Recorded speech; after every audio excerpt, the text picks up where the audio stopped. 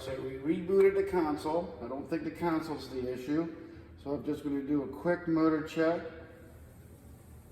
I don't know if you can see that or not. I got the motor hooked up to my little 12-volt battery. Seems to be turning just fine, no noises. One last little check, and then we're going to call for the motor controller on this customer. I want to see if the console is setting the signal down. All right, so let me position this where you can see that better.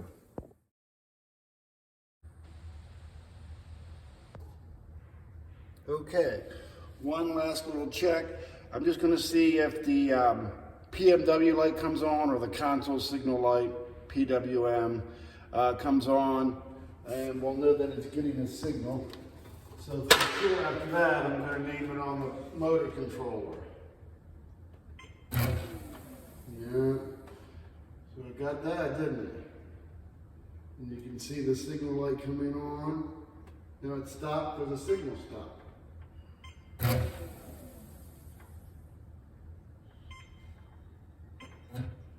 So I would have to say that this is a bad motor controller. You can see that it's still trying to send the signal. A little blurb response from the motor controller. So I'd say this is not in the console, and then motor ran completely fine. I'm going to say we have a problem with our DC voltage going to our motor from our motor controller.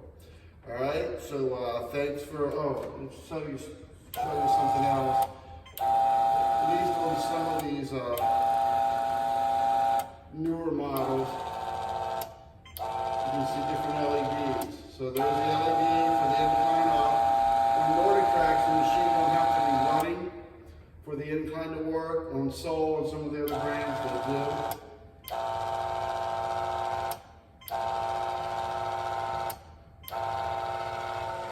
All right, so I'd say with this sending a signal, that indicator light coming on that it's getting the signal, I'd have to blame this one on the motor controller. And it looks like they're using a 1648 on this. So I'm going to order this customer a motor controller and we'll take it from there.